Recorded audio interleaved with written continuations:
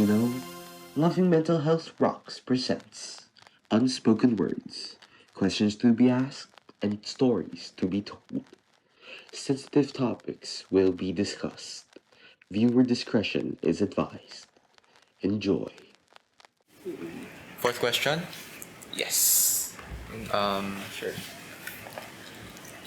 From Anonymous, he said that academics has created huge impacts on students' mental health. Due to this, there are many who think that they are undergoing a specific mental illness.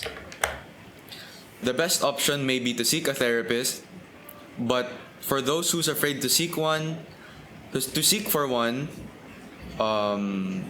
this individual said, due to their parents, as they'd be the ones who have to pay and most probably needs their consent.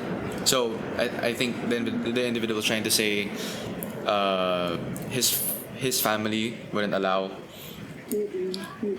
professional mental help.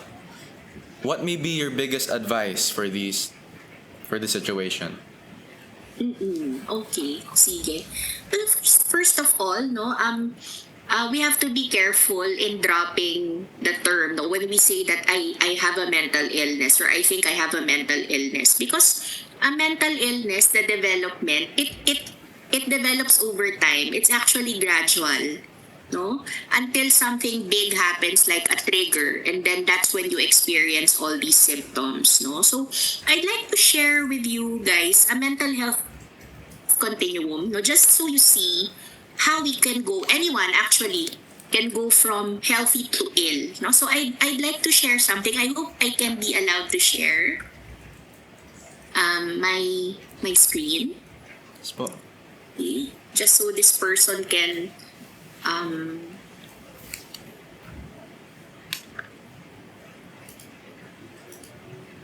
may I be allowed?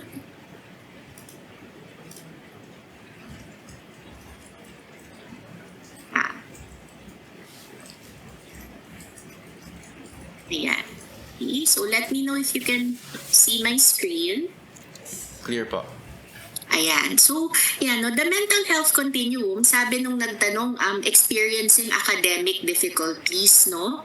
So, all of us, no, Gabriel, Yuri, Katrina, ako, no, your parents, all of us are kind of somewhere in this spectrum, no, this continuum. We could be healthy. Some of us are in the healthy green zone, which is the safe zone. Then some of us could be moving towards the yellow, the reacting stage, the injured stage. And then, yan, yung ayaw natin sanang mapuntahan natin is the ill. Kasi dyan na lumalabas yung mga disorders, no? Yung mga anxiety, depression. Yan. So, for the person who's asking, no, what is the best advice, no, to give, no, to the person? First of all, hindi laging therapist muna ang solusyon, no, kasi sometimes you don't need a therapist. Minsan you can still do something to help yourself in the situation, no, or in your problem, no. So let's say andito ka pa sa healthy tsaka reacting, no, medyo nalilate ka sa klase, medyo may mga backlogs ka, pero feeling mo hindi ka pa naman injured, no, or ill, then you can do self-care and social support. No, you monitor your screen time, you talk to your parents, you carve out time to hang out with your friends, no? Or you can actually go and see the counselor already. Parang preventive, no? Pero kapag kunwari napapansin mo na nandito ka na sa injured, hindi ka na nakakatulog, malungkutin ka, no? Tapos irritable ka na, inaaway mo na yung mga nasa paligid mo, then you probably are in the injured, no? So, andito ka na. So, maybe that's when you can start going na talaga to the counselor or to a psychiatrist or a psychologist to get professional help. Okay? Tapos, sige, I'll stop share muna. Sinabi nung nagtanong yung baka kasi hindi siya payagan ng parents niya, no, or natatakot. Due to, no, usually, sige, financial, I think. Mm-mm. Yeah. Oo. So So yung mga parents, from my experience, no, I actually show the parents this mental health continuum when I invite them for a PPC. Pinapaliwanag ko na andito po yung anak ninyo. No, and the parents kasi usually when they hear the assessment, kasi when we counsel our students, we do a thorough assessment. No, we administer screeners, we do an interview. If the parents understand it from that perspective, na hindi lang nag-iinarte yung anak ko, talagang meron siyang pinagdadaanan. No, so pag na-explain namin yun sa kanila, they are actually more open to getting help. No, minsan kasi kailangan lang din paliwanagan yung ating parents, no, na i-explain sa kanila.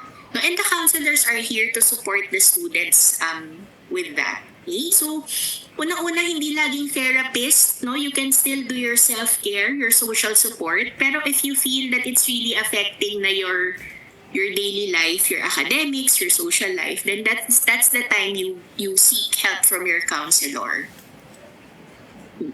So, in a sense, it would be okay for what are the support systems? Social support, miss? Is that what it's called? Yes, social support. So, social support could be your family, your friends, kung members kayo ng org, yan, yung mga org nyo. No, if you have hobbies outside, meron kayong banda, basketball team, yung mga online gaming friends nyo. No, those are support systems eh. So, kung makakakuha kayo dun ng support, makakatulong yon, no? Pero kung kunwari pati yun, hindi na siya tumatalab, no? Nagwi-withdraw na kayo from your friends, wala na kayong gana, probably hindi na kaya. So that's when you go to the next level of help, which is getting help from a counselor. Okay? So huwag yung isipin na meron kayong coping skills, no? So paganahin natin yung coping skills. Pag hindi talaga kaya, no, or bago pa dumating sa point na hindi nyo na kaya, you seek help na from the professionals.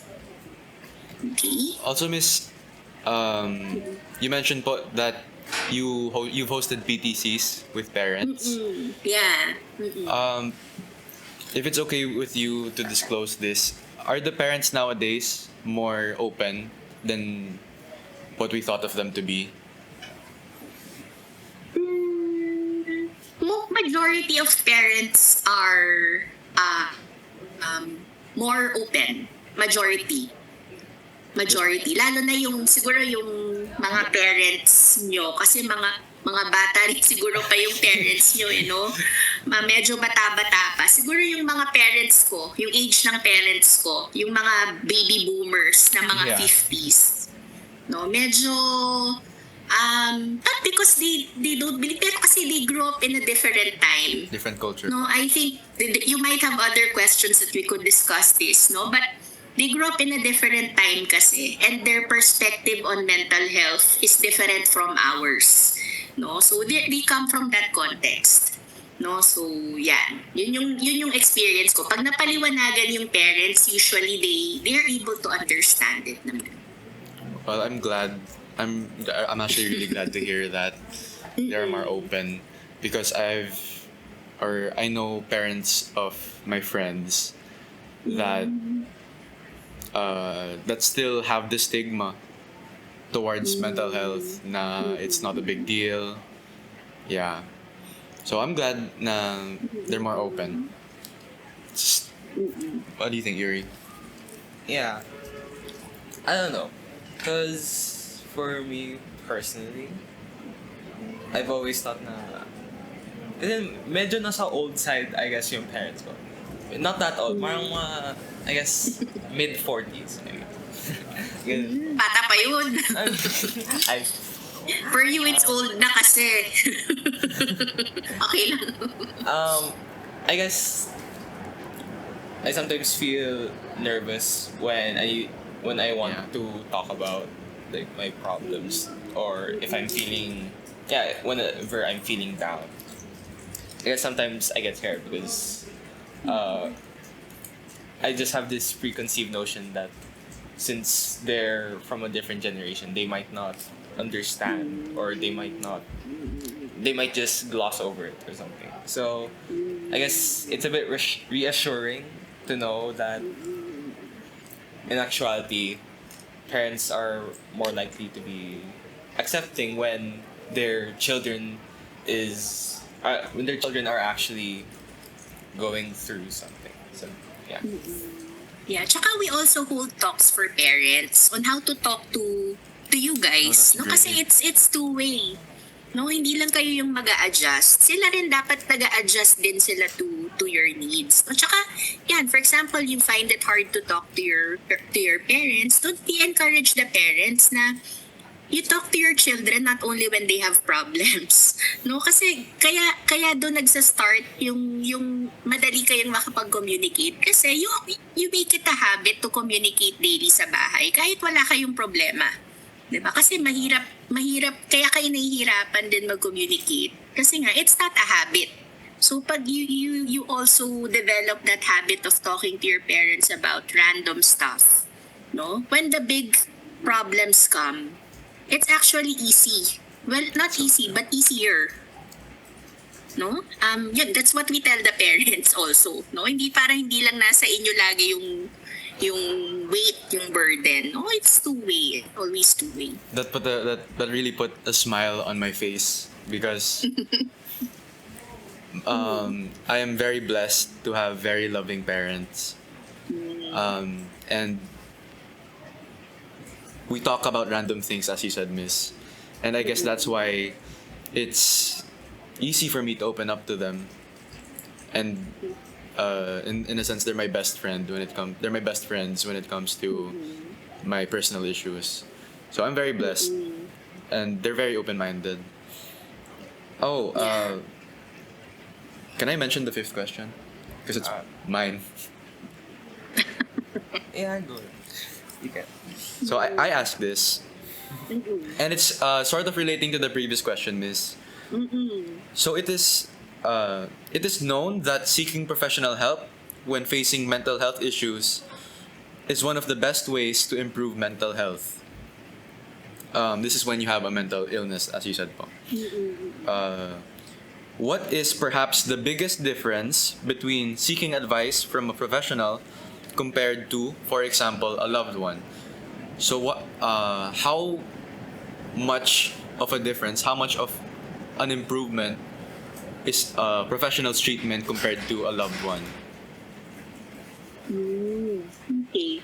Kasi first of all, this is your question, Yuri, no? Ay, Gabriel? Apa, mine po. Your question, no? Yeah, kasi the fact that you mentioned, no, that you have this very open communication with your parents, no? But we cannot take away the fact that you're their son, no? And they're biased really for you. No, talagang That's true. Because you grew up with them, no, they know you inside and out from your birth, no. So that's the main difference. Sometimes kasi we cannot take our blinders off when it comes to our family, no, because you also know your dad, you know your mom, no. What the advantage of consulting with professionals like us is, number one, really the biggest difference is we are professionally trained, no, to handle, number one, mental health conditions, and number two, how to establish a therapeutic relationship with you guys, no. So not just the content of, let's say, anxiety or depression, but really how to structure a relationship in such a way that you feel safe to open up, no. What to say to you so that you are reassured also. And we are able to guide you, no, in terms of how we pose our questions, no. So yun, we're trained in that, which probably people who are not trained in counseling or psychology do not have. So yun yung advantage, no.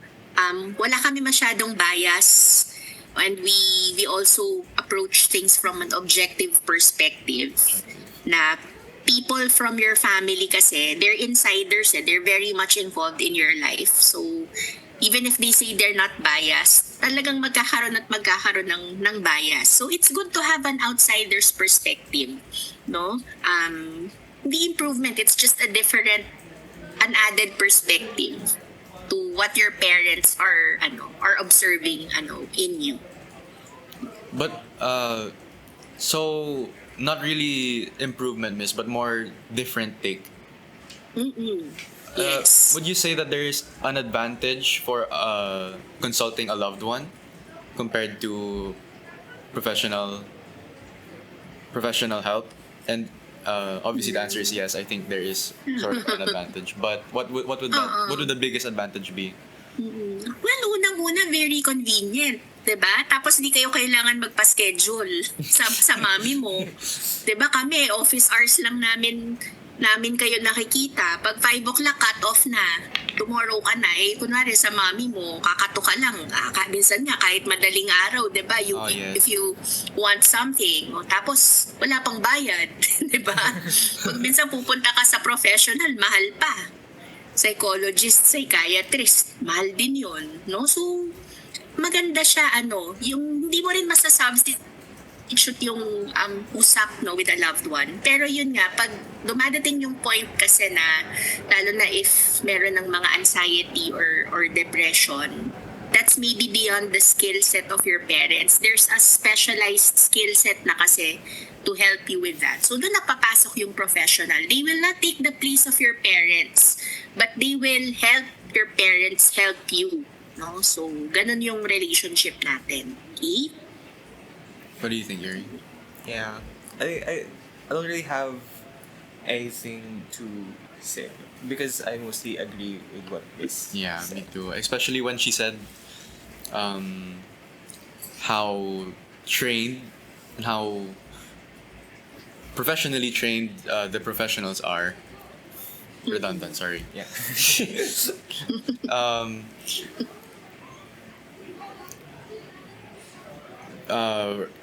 For example, right now, Miss, I don't know if this is an effect of your training, but I feel really comfortable talking here right now with you, Miss. What do you? Same with you, Yeah. you know. Very. Miss feels like a friend. Happy. Parang group session lang pala to. Opo. I'm happy you're comfortable. I was actually a bit nervous before the recording, but then when you started talking and we started conversing about different topics, I just feel like a weight has been lifted, I guess, in a way. Wow. I don't feel my heart okay. pounding anymore. Yeah. Wala nang anxiety, no?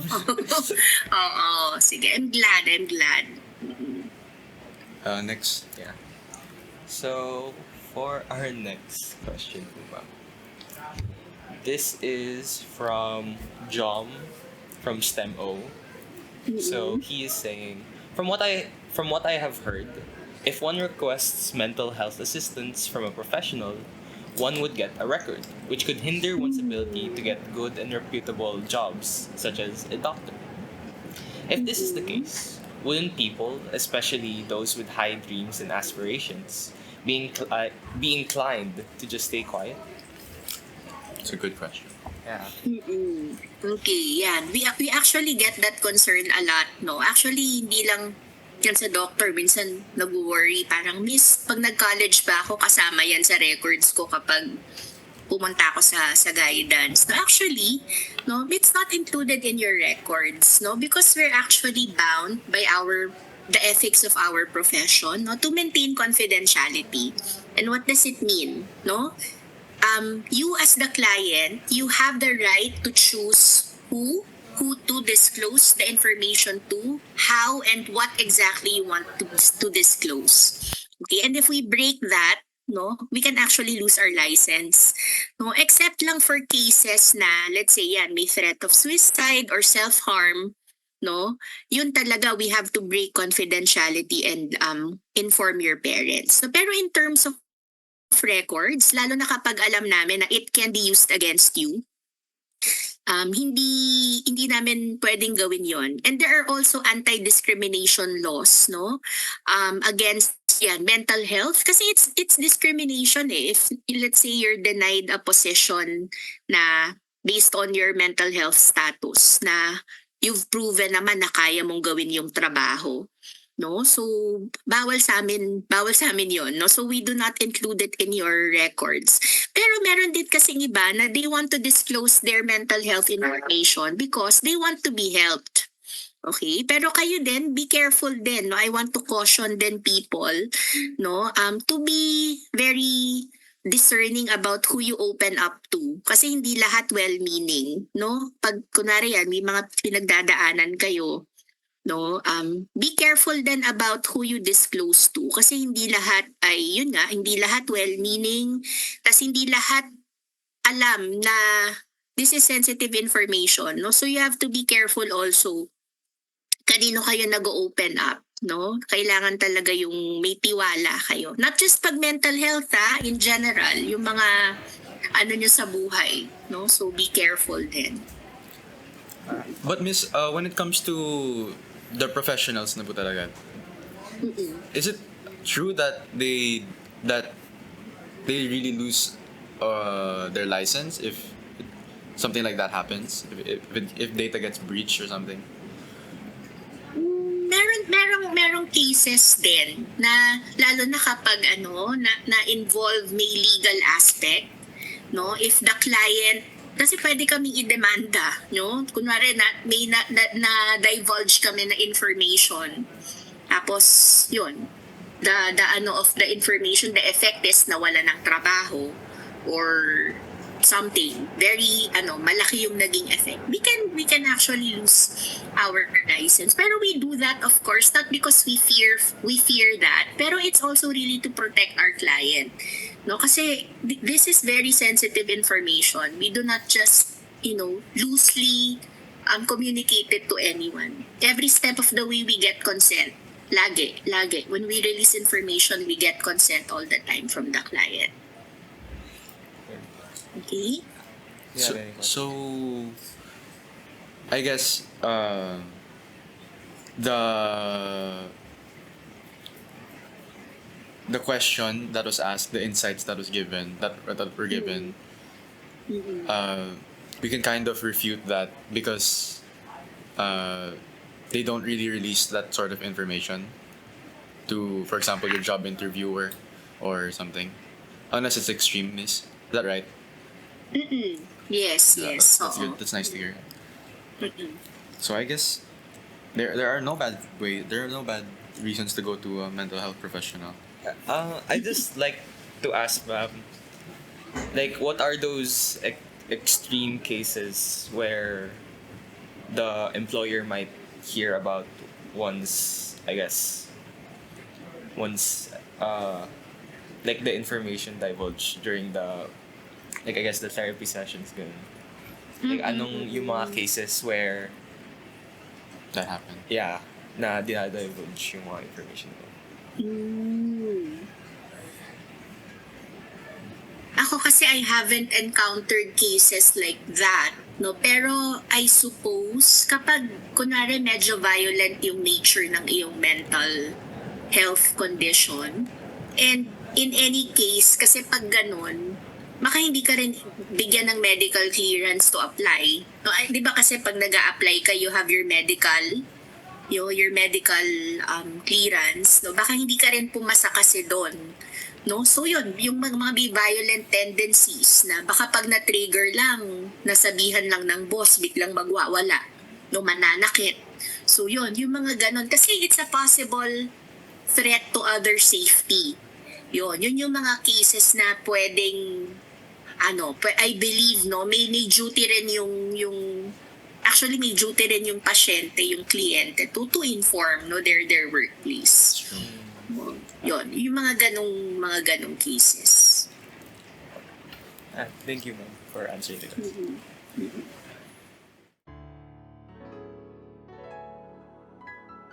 This has been part 2 of the podcast. Watch more in part 3, or leave comment or answer our evaluation form to give us your feedback. Thank you.